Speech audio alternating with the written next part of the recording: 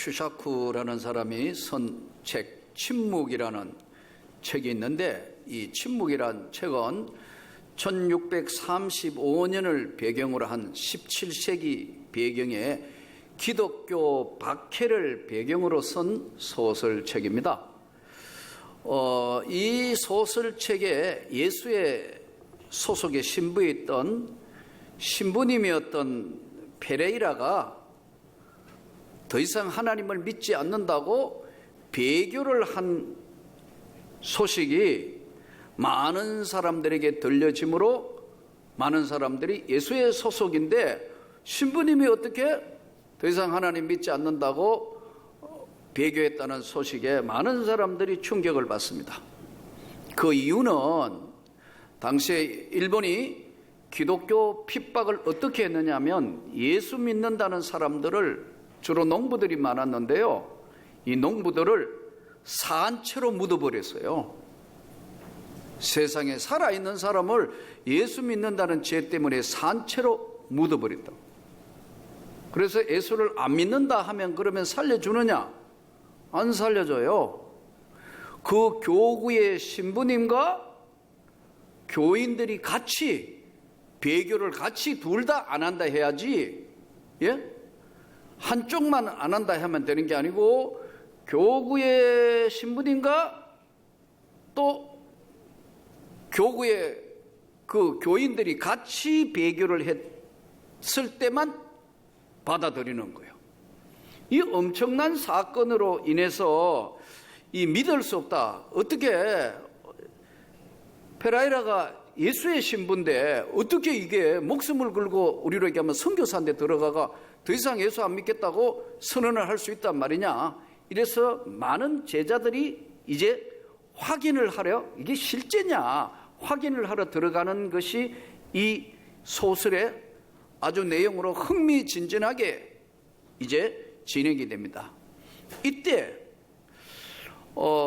이 페라이라 신부가 이 소설에 나오는 주인공인 노드리고 신부에게 이야기를 하는데 그 내용이 뭐냐면, 내가 배교한 것은 이 엄청난 핍박과 고통과 죽음 가운데도 하나님이 살아계시면 아무것도 안 하실 수가 있느냐? 나는 도저히 받아들일 수가 없다. 이렇게 해서 배교한다는 충격적인 이야기를 던지는 것이 이 소설의 내용적인 이야기입니다. 오늘 이 본문을 통해서 우리가 한번 이 본문을 깊이 보면서 본문 안으로 들어가서 한번 보면 15절에 구원자 이스라엘의 하나님이여 진실로 주는 스스로 숨어 계시는 하나님이시다. 이 숨어 계신다는 거예요. 예? 늘 나타나가지고 나 여기 있어 그러면 안 돼 이러시면 바보 안 되겠다 이럴 텐데, 스스로 숨어 계시는 하나님이라는 이 성경 구절, 우리가 오늘 또 이 땅 살면서 욥기서에 보면은 욥이 수많은 연단과 훈련을 받으며 물질의 문제, 자식이 죽어나가고 건강에 문제가 생기고 이 많은 고난 가운데 욥기 23장 8절에서 9절은 이렇게 고백해요. 내가 앞으로 가도 뒤로 가도 하나님은 보이지 아니하시고 오른쪽으로 가도 왼쪽으로 가도 도무지 하나님을 만날 수 없구나. 하나님은 숨어 계시나 보다. 이렇게 고백한다. 예. 우리가 신앙생활 하면서 여러분 한 번도 은혜 받고 구원받고 이 땅의 삶을 살면서 한 번도 예수 믿고 난 뒤에 실망하지 않는 분, 절망하지 않는 분, 낙심하지 않는 분 있나요? 없어요. 여전히 예수 그리스도를 믿어도 왜 이런 실망과 절망이 찾아오느냐는 거예요. 오늘 이 본문이 답을 말씀하고 있어요. 스스로 딱 숨어 계신다는 거예요. 마치 우리 어릴 때 뭐 해봤죠? 숨바꼭질 해봤죠? 술래잡기 해봤죠? 예. 술래잡기는 술래는 찾으려고 우리는 숨어야 되잖아요. 어떻게 하든. 안 해봤어요? 숨어가지고 다 오면 저쪽에 오면 이렇게 또 숨잖아요. 숨어 계시는 하나님, 하나님이 없으신 것이 아닌데 숨어 계신다는 거예요. 어릴 때 우리 숨어꼭질하면 꼭꼭 숨어라, 머리카락 보인다 그러잖아요. 숨어 계신다고. 왜 그러죠? 이유가 있다는 거예요. 또 가끔 저는 목회 생활을 하면서 가끔 굉장히 내가 헷갈릴 때가 있어요. 어떤 분은요, 목사님 제가 기도하면 하나님이 이렇게 하라 하시고 저렇게 하라 하시고 뭐 매일 매 순간에 응답 받는데요. 그럼 목사님 나는 뭔가? 이게 뭐 기도만 하면 이쪽으로 가라 저쪽으로 가라 앞으로 가라 뒤로 가라 다 지시하신대요. 고장난 줄로 믿습니다. 이 사람 고장난 사람. 성경을 모르니까 그런 이야기를 하는. 숨어 계시는 하나님. 여전히 은혜를 받아도 엘리야처럼 능력 있는 사람도 때로는 낙심하고 좌절해서 노뎀나무 밑에서 나를 데려가시는 게 하나님 딱 좋을 것 같습니다. 하나님 저 데려가세요. 차라리요. 이런 고통 주지 마시고 데려가는 게 좋겠습니다. 예? 이제 가만히 보니까 다 믿는 사람 없어지는 것 같고 저 혼자 남았어요. 너무 힘들어요. 하나님 그러시잖아요. 발에 무릎 꿇지 않은 자가 아직도 7,000명이나 남아있다. 너 혼자가 아니야. 근데 엘리야가 전날의 모습과 뒷날의 모습은 전혀 다른 모습으로 보인 거예요. 왜냐하면 스스로 숨어 계시는 하나님을 만났을 때와 만나지 못했을 때에 얼마나 우리 인간이 신앙생활에도 격차가 나는가 하는 걸 보여주시는 거예요. 그 이유가 있는데 우리가 구원을 받고 예수를 믿고 구원받고 거듭나고 난 뒤에 이제 새로운 인생이 출발돼도 여전히 세 가지는 변하지 않는 게 있어요. 이 신학대학원에 가면 구원론을 열어놓으면 이게 구원론이 뭐 9단계다, 뭐 소명, 중생, 회심, 칭의, 뭐 이 9가지 단계다, 10단계다, 뭐 12단계다, 뭐 여러 가지 많은 신학적인 학설이 있어요. 그러나 구원받은 이후에 변하지 않는 세 가지는 동일하게 있어요. 첫째, 칭의. 칭의는 뭐냐면 구원받고 난 뒤에는 내 지나온 과거의 모든 죄는 십자가의 보혈의 은혜로 다 죄씻음 받아서 나는 의로워졌다. 믿음으로 말미암아 의로워졌다 이거요. 믿습니까? 나는 예수의 십자가의 보혈의 은혜로 나는 구원을 받았고 나는 깨끗함을 입었다. 칭의, 이걸 믿는 거예요. 그러니까 아브라함이 이걸 믿으니 의로 여겼다고 그래요. 성경에. 믿음으로 말미암아 의로워지는 이것이 뭐냐면 칭의가 첫 번째 구원론의 제일 핵심 1번이에요. 두 번째가 뭐냐 하니까 구원론의 두 번째가 뭐냐면 성화 단계예요. 우리가 은혜를 받고 예수를 믿어 제사함 받다고 금세 천국 가는 게 아니고 내 평생에 가는 길 순탄하여 늘 잔잔한 강 같든지 때로는 큰 풍파 앞에 눈물을 흘리며 어떻게 할 수 없나? 내 힘으로 도저히 감당이 안 되는 어려운 문제 찾아올 수 있다는 거죠. 그 과정을 넘어가는 과정, 이것이 성화 과정이에요. 성화 과정은 예수님을 닮아가는 거예요. 비슷한지 모르겠어요. 자식은 부모를 닮지 않나요? 예전에는 곧잘 화를 냈어요. 듣는 즉시 그냥 예수님 믿기 전에는 즉시 나타나던 혈기와 오기와 이 것들이 10번 성질 낼 거 한 2번으로 줄었어요. 안 내는 건 아니에요. 여전히 성깔 있어요. 있지만 이렇게 10번 할 게 2번으로 줄은 거예요. 이게 뭐냐면 점점 닮아가고 바뀌어가는 거예요. 절망하고 낙심하던 거 그때는 뭐 조금만 하면 아이고 다 살았다고 이거 끝났다고 이렇게 생각한 게 그래. 그전에도 이보다 더 어려운 인생도 살았고 더 고통스러운 때도 있었는데 하나님이 나를 지켜주셔서 그래 견뎌야지 이런 것으로 점점 쌓여지면서 이겨나가게 하는 거, 닮아가는 거, 예수님을 닮아가는 게 이게 성화 과정이에요. 이 성화 과정의 대부분의 이단들은 이 성화 과정을 생략을 해버린다. 바로 칭이 되면 바로 여러분 영화 단계로 서버리는 거예요.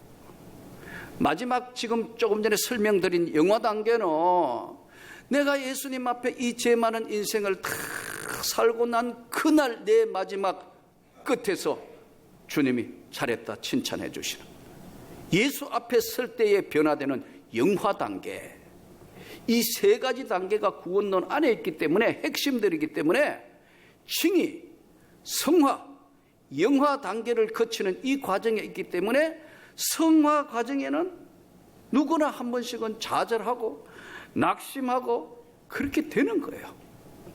그러므로 여러분 숨어 계시는 주님 앞에 언제나 여러분들이 믿음으로 구하기를 바랍니다. 또 주님 앞에 나가기를 바랍니다. 주님 숨은 거 그만하시고 나타나 주세요.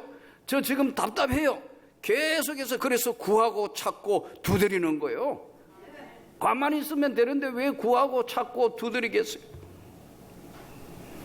성경에 또 보면 재밌는 사람 이야기들이 나와요. 삭개오라는 사람 이야기 나오죠. 너무나 잘 아는 내용이에요. 여리고의 세관장. 당시 여리고는 물동량이 많았거든요. 아주 이제 물동량이 많으니까 세금 거둘 게 많단 말이에요.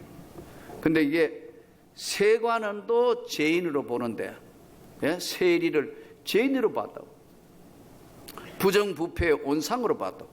그런데 세관장이니까 대표 명사에 해당하는 세관장.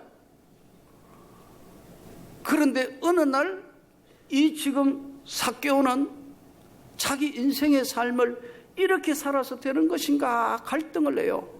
왜요? 날마다 지금 내가 뭐 하는 것이지? 갈등을 한다고. 그 내면의 세계의 갈등은 사람들이 감지하지 못하는 본인은 아는 거예요. 내가 이거 돈만 알고 내가 이거 지위 이용해가 다른 사람 못할지다고 이거 맞냐? 그러던 어느 날 예수님의 이야기를 들어요. 하나님의 아들 구원자 예수가 이 땅에 왔다. 내가 만나야겠는데 그분을 만날 수가 없다. 키가 작아. 성경에 보면. 그걸 어떻게 해요? 뽕나무에 올라가는 이야기 나오잖아요. 예수님이 그 앞으로 지나가다가 삭개오야 이리 내려오라 이 한마디에 야 예수님이 나를 아시는구나. 숨어 계시던 분이 드디어 그 앞으로 나타나신 사건이란 말이에요. 우리가 오늘 또 이 세상 살면서 때론 어려워요. 힘들어요. 살아계신 주님이 저는 여러분에게 분명히 나타나실 것을 기대합니다. 그러나 때로는 힘들고 어려운 과정을 통해서 주님은 숨어 계시는 것을 다시 나타내시고 하는 거예요. 그 삭개오가 그러잖아요. 내가 누구에 퇴소한 것이 있으면 4배로 갚겠습니다.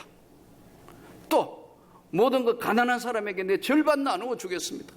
예수님이 오늘 이 집에 구원이 이르렀다 이렇게 말씀해요. 또 반대한 사람 성경에 보면 부자 청년 이야기가 나오잖아요. 예? 똑같이 이제 예수님 만났는데 부자 청년 이렇게 이야기해요. 내가 선한 선생이에요. 뭐 어떻게 해야 내가 영생 구원을 받습니까? 예수님 뭐라고 말씀합니까? 계명을 지키라.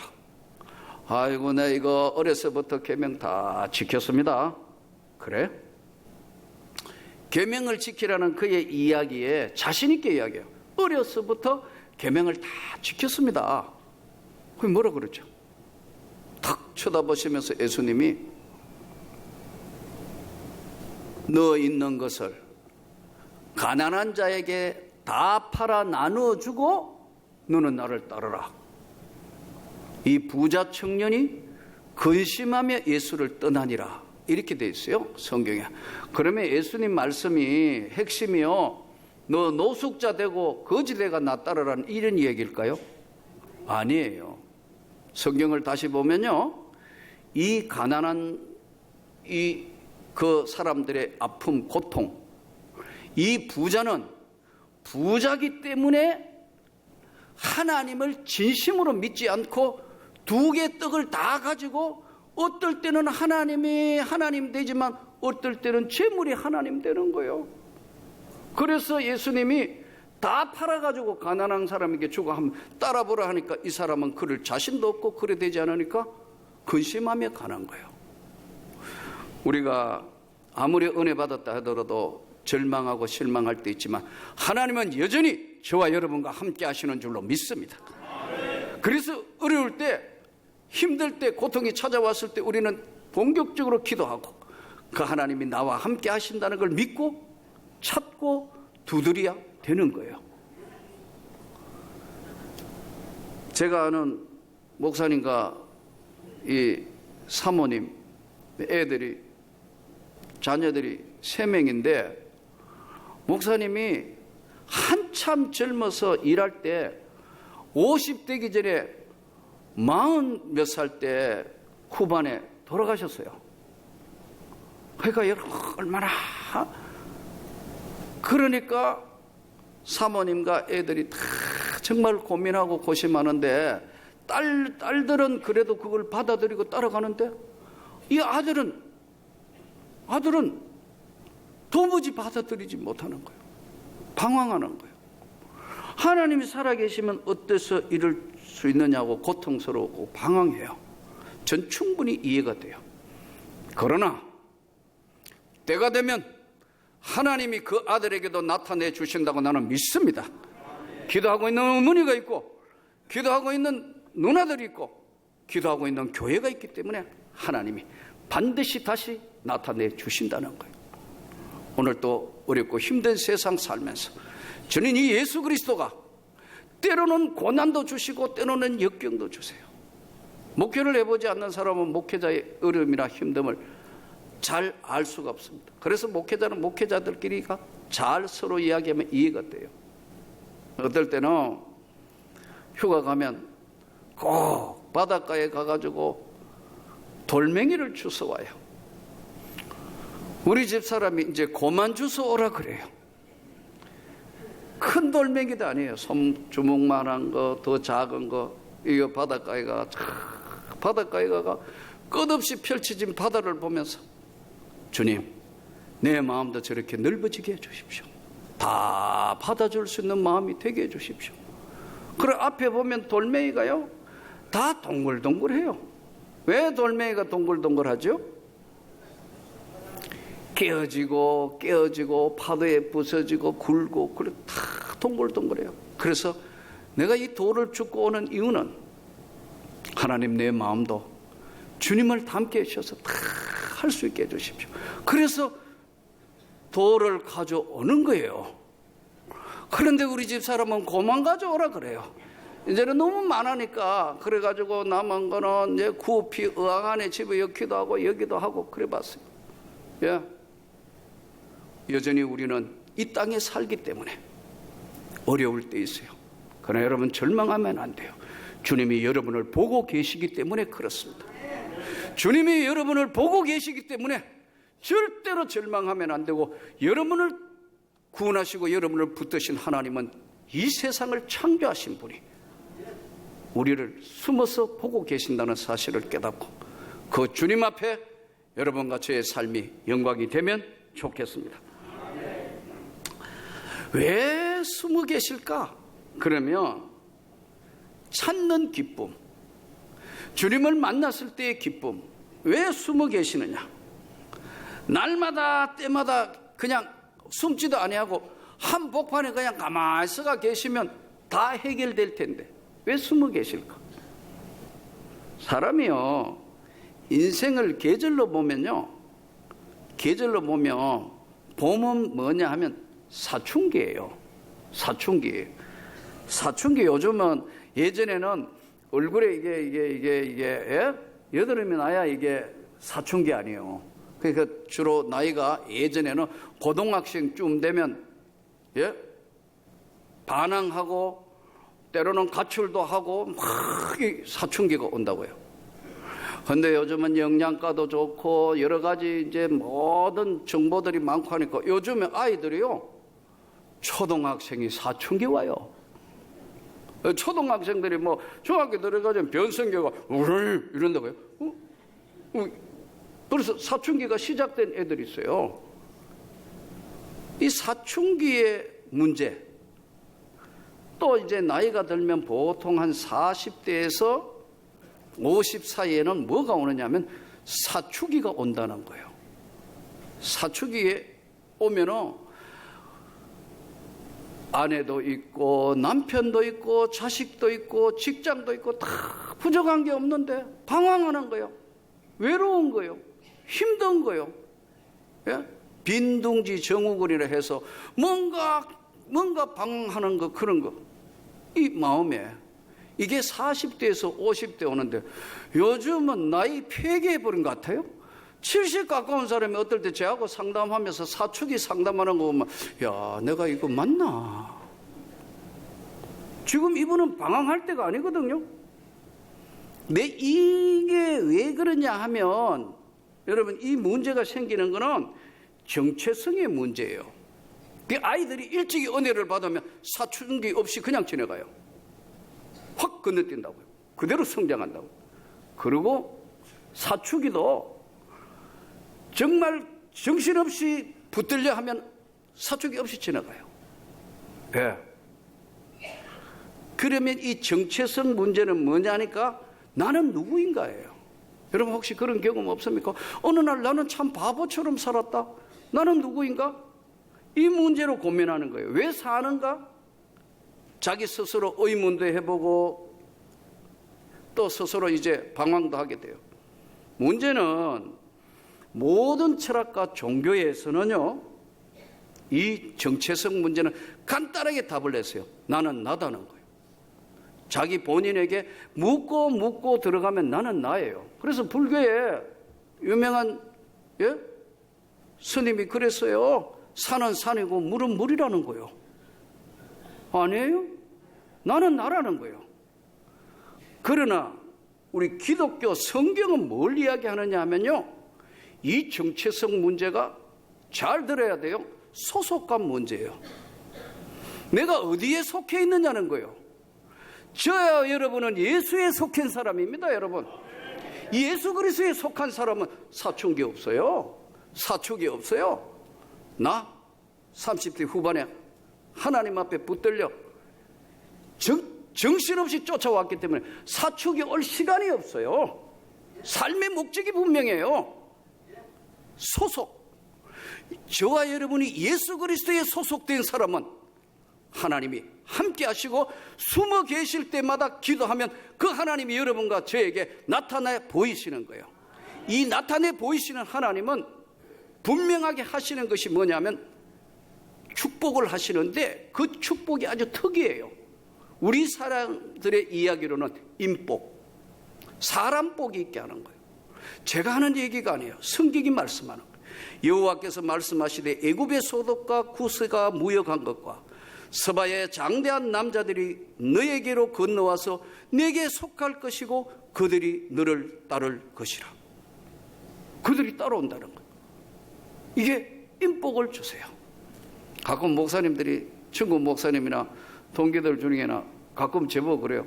아, 이 목사님 참 인복이 많은 것 같아요. 맞아요. 인복이 많아요. 이름을 잘 지었으니까요. 인복이 많다고. 하나님께서 함께 하실 때에 정체성, 소속감이 확실할 때만 그 하나님은 서바에 있는 것도 데려오고 애굽의 소득도 구스가 무역한 것도 서바의 장대한 모든 사람들도 너에게 올 것이다. 오늘 또 이 주의 말씀을 들으며 혹시라도 여러분 삶의 현장에서 일어나는 외롭고 힘들고 어려운 거, 나 지금 성화 과정을 통과한다면 주님, 내가 분명히 예수께 속한 자라면 제 기도를 들어주십시오. 응답하여 주옵소서. 나타내 보여 주시옵소서. 그 하나님은 저와 여러분에게 나타나시는 하나님, 숨어 계시는 하나님이 바뀌어서 나타내시는 하나님으로 저와 여러분에게 함께 하시고 끝까지 축복하시기를 주 예수 이름으로 축복합니다.